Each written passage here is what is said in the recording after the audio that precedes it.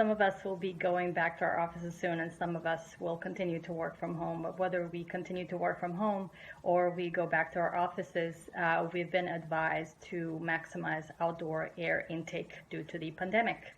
Years ago, I worked with a company that was measuring indoor air quality, and this was done on a high-rise building in San Francisco, and it was done to make sure that the air quality is up to par prior to the residents moving into their apartments. So the company basically brought in air probes that were measuring different things like volatile organic compounds, benzene would be one of them, also things like carbon monoxide, formaldehyde.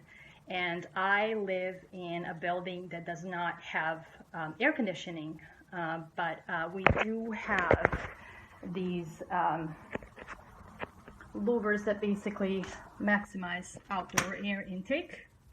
However, we also live right next to a highway. So I did start wondering how toxic is the air I breathe. And I did some research online, and I found a little device called Flow 2 that is made by Plume Labs, and this company has been actually pronounced as the most innovative company in 2019. So let's look at Flow 2 real quick.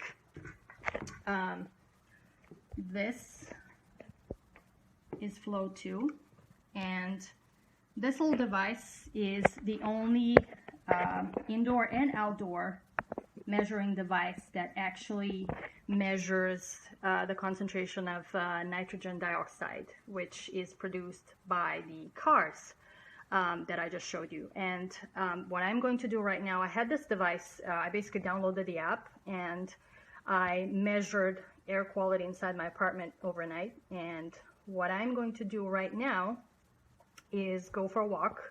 My theory is that the air quality here in front of my building, because of all these cars, is lower than right next to the ocean because of the winds that are present there. So I am going to grab my backpack, and I will attach Plume device Flow 2 to my backpack, and then I will go for a walk and kind of look at the graphs of the air quality from overnight being indoors, and then after that, after I go for a walk, see if the air quality is actually better right next to the ocean because of the winds. So stay tuned for the results. So as I had mentioned earlier, Fast Company named Plume Labs the most innovative company in consumer electronics in 2019, and Flow took 4 years of research and development. This is Flow 2, and this device is the only personal device that measures nitrogen dioxide. So to measure air pollution, I just press this little button here and it changes color. That indicates the air pollution level. Orange or yellow that we see here means moderate.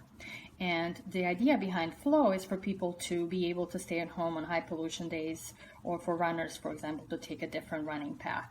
So I did take a walk on my regular running path, and as suspected, this data point was taking around my building. The air pollution was very high. So this AQ number is developed by Plume Labs, and it takes World Health Organization and Environmental Protection Agency guidelines. And the concentration of nitrogen dioxide, as you can see, is 128 parts per billion. During my walk around the ocean, at some point it was all the way down to 2 parts per billion. So Flow 2 is connected to our phones and our GPS, and this is basically my standard running route. And right around my building where I live, it was, as I showed here earlier, it was purple, so this entire street, and red. And basically this means very high air pollution and low air quality. And as I got to the ocean, when there's more airflow, the color changed to kind of yellow, orange, and these data points were taken around this area around that time of the day.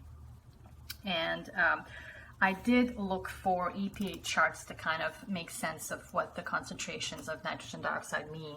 And according to this guideline, anything below 50 parts per billion is good, and there are no health impacts associated with this level of nitrogen dioxide, but anything above it is just not good for our health. So my takeaway with this video is that clean air improves our health and lifestyle, and that we should all be really empowered with the right tools and strategies. So if you like this video, click like below, and if you have any questions, post them in the comments below.